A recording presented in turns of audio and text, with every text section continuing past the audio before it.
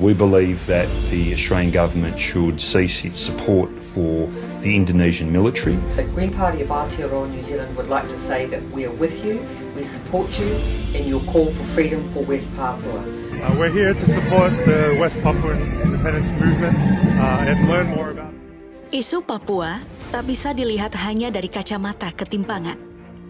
Lebih dari itu, wilayah ini telah menjadi titik temu dan sekaligus titik benturan antara kepentingan nasional Indonesia dan agenda pihak luar. Di era Presiden Prabowo, pemerintah mengambil pendekatan yang lebih tegas dan lantang. Ada kejengahan yang memuncak terhadap negara-negara yang rajin mengusung isu hak asasi manusia, namun bersikap abai saat warga sipil menjadi korban kekerasan oleh kelompok bersenjata tersebut. Gerakan separatis di Papua tak berdiri sendiri. Ada suplai dukungan, baik dalam bentuk politik, logistik, hingga sorotan media internasional yang terus mengalir. Sejumlah negara, mulai dari Australia, Selandia Baru, Inggris, hingga Vanuatu, kerap menyudutkan Indonesia dalam berbagai forum global. Mereka menyuarakan seolah Papua bukan bagian sah dari NKRI. Namun di balik retorika soal HAM itu, pemerintah menangkap sinyal lain. Adanya kepentingan besar terhadap sumber daya alam Papua, mulai dari emas, tembaga, hutan tropis, sampai cadangan energi. Bagi Presiden Prabowo, era tunduk pada tekanan moral internasional sudah berakhir. Ia ingin Indonesia tampil lebih berani dengan kepala tegak dan tidak lagi merasa kecil di hadapan dunia. Kerjasama lintas batas dengan Papua Nugini diperluas. Di dalam negeri, pembangunan ditancapkan lebih dalam, penegakan hukum pun diperketat. Karena yang dipertaruhkan bukan sekadar batas wilayah. Ini adalah soal martabat bangsa. Dan bagi Indonesia, Papua bukan sekadar entitas geopolitik.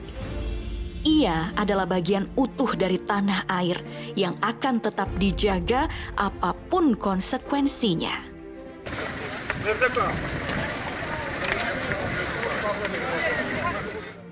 Meski di atas kertas, hubungan Indonesia dengan Australia dan Selandia Baru tergolong erat, terutama dalam aspek keamanan kawasan, kenyataannya tak selalu mulus.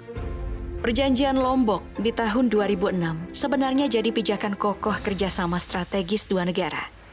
Di dalamnya terdapat komitmen untuk saling menghormati kedaulatan, termasuk tidak memberikan ruang bagi pihak yang berupaya mengganggu keutuhan wilayah.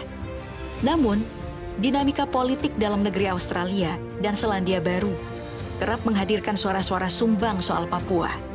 Ini menimbulkan kegelisahan tersendiri di Jakarta. Salah satu contohnya datang dari Partai Buruh Australia yang dalam konferensi nasional tahun 2009 mendorong pemerintahnya agar menyampaikan kritik atas dugaan pelanggaran HAM di Papua. Mereka juga menolak keterlibatan militer Australia dalam latihan bersama di wilayah Papua Barat dengan alasan kekhawatiran turut mendukung penindasan. Meskipun itu bukan sikap resmi pemerintah, tekanan politik semacam ini bukan memengaruhi persepsi dan arah kebijakan. Tokoh lain, Richard Dinatal di Partai Hijau, secara terbuka juga menyuarakan keberatannya terhadap penahanan aktivis Papua yang mengibarkan bintang kejora, sebuah tindakan yang menurutnya masuk dalam ruang ekspresi politik. We believe that the Australian government should cease its support for the Indonesian military. Selandia Baru pun menunjukkan pola serupa. Pada tahun 2017, 11 anggota parlemen mereka menandatangani deklarasi Westminster yang menyerukan hak penentuan nasib sendiri bagi rakyat Papua Barat. Deklarasi itu disponsori oleh Catherine Delahanty dari Partai Hijau dan ditandatangani dalam kehadiran Benny Wenda, tokoh utama gerakan separatis Papua di kancah internasional. Keresahan Indonesia bukan sekadar soal opini, tapi tentang konsistensi moral. Bagaimana mungkin dua negara sahabat yang terikat dalam traktat formal justru membiarkan ruang politiknya dimanfaatkan untuk mempromosikan agenda separatisme? Apakah solidaritas etnis dan tekanan domestik harus mengorbankan komitmen antar bangsa? The Green Party of Aotearoa New Zealand would like to say that we are with you, we support you in your call for freedom for West Papua. Mari kita sorot sebuah negara kecil di selatan Samudra Pasifik, Vanuatu. Negara kepulauan ini jarang sekali menjadi sorotan media internasional. Luas wilayahnya hanya sekitar 12.000 km persegi, terdiri dari kurang lebih 83 pulau kecil. Ukurannya tak jauh berbeda dengan Pulau Maluku di Indonesia. Namun, jangan remehkan negara mungil ini. Dari Vanuatu justru muncul suara paling vokal yang kerap menantang kedaulatan Indonesia. Negara ini berkali-kali menyuarakan dukungan terhadap kemerdekaan Papua Barat, dibalut dalam semangat solidaritas sesama ras Melanesia. Bagi mereka, Papua adalah saudara sebangsa yang masih terbelenggu penjajahan, dan karena itu, perjuangan mereka anggap belum selesai. Sikap politik Vanuatu terhadap isu Papua bukan tanpa akar.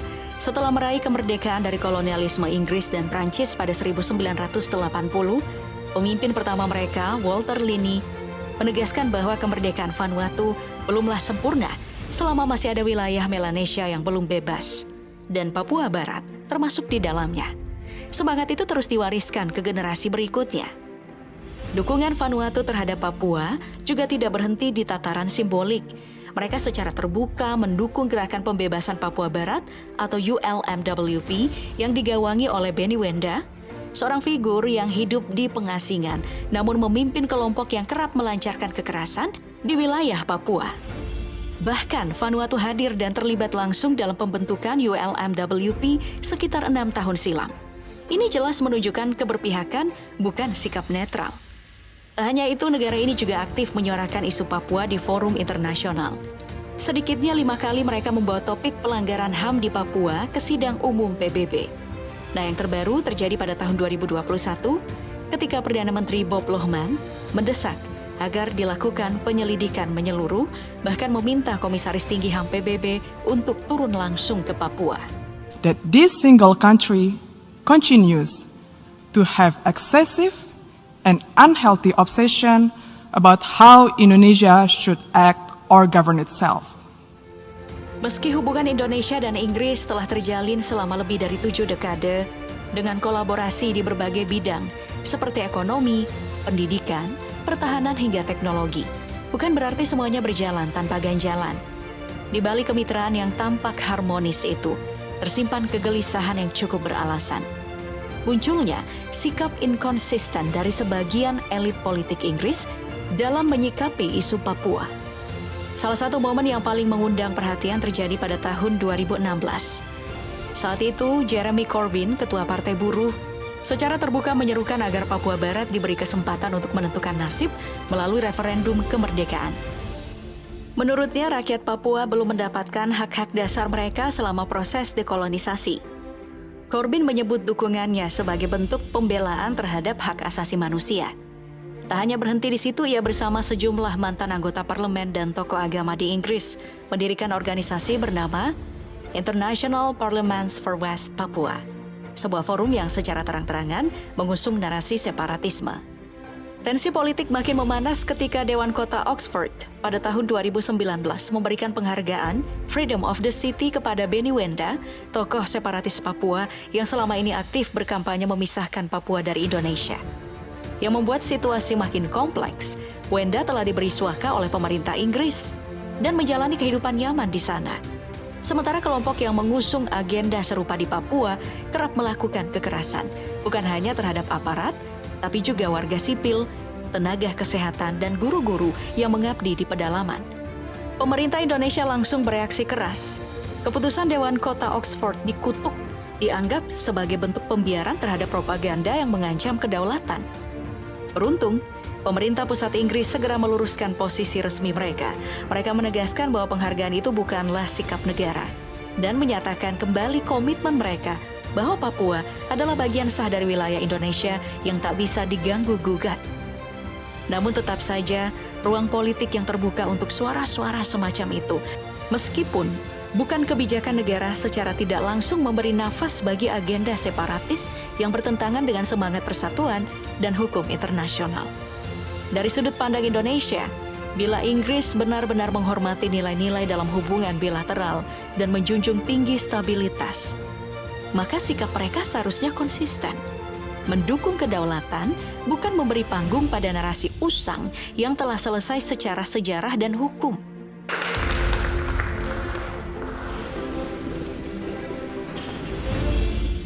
Dalam beberapa tahun terakhir, sejumlah negara kecil di kawasan Pasifik mulai aktif menyuarakan dukungan terhadap Papua Barat. Dari podium Perserikatan Bangsa-Bangsa, mereka menyerukan investigasi atas dugaan pelanggaran HAM. Seolah menjadi satu-satunya suara yang mewakili situasi Papua, namun tanpa benar-benar mencermati kompleksitas realitas yang ada di lapangan. Salah satu suara tersebut datang dari Presiden Republik Kepulauan Marshall, Hilda Heine, dalam pidatonya di hadapan Majelis Umum PBB yang mengangkat isu kekerasan HAM di Papua dan menyerukan penyelidikan internasional. Yang menjadi persoalan, pernyataannya itu tidak diimbangi dengan informasi menyeluruh tentang berbagai langkah konstruktif yang telah dilakukan pemerintah Indonesia, termasuk upaya pembangunan dan penstabilan wilayah secara berkelanjutan. Nada serupa disuarakan Perdana Menteri Tuvalu saat itu, Enel Sopoaga, yang pada forum yang sama di tahun 2016 mendukung hak penentuan nasib sendiri bagi Papua Barat. Sementara itu, Perdana Menteri Kepulauan Solomon, Manasseh Sogavare, yang dikenal sebagai tokoh vokal dalam blog Melanesian Spearhead Group, juga mendorong PBB agar membuka penyelidikan atas dugaan kekerasan di Papua. Tak ketinggalan, sejumlah pemimpin dan perwakilan dari negara-negara kecil lainnya ikut angkat suara. Presiden Nauru, Baron Waka, Perdana Menteri Tonga, Hon, Akilisi Pohiva, hingga delegasi Republik Palau, Dr. Caleb Otto, turut menyuarakan dorongan agar dunia internasional terlibat dalam isu Papua yang sebenarnya merupakan urusan domestik Indonesia. Namun pertanyaan mendasar yang muncul adalah, seberapa dalam pemahaman mereka terhadap kondisi nyata di Papua? Selama bertahun-tahun Indonesia telah membuka ruang dialog dan membangun fondasi kesejahteraan di Papua. Infrastruktur dikembangkan besar-besaran, akses pendidikan dan layanan kesehatan diperluas, serta ekonomi lokal diperkuat demi peningkatan taraf hidup masyarakat asli Papua. Sayangnya, upaya ini kerap tenggelam di balik riuhnya narasi konflik yang terus diangkat oleh pihak-pihak yang tak melihat dari dekat.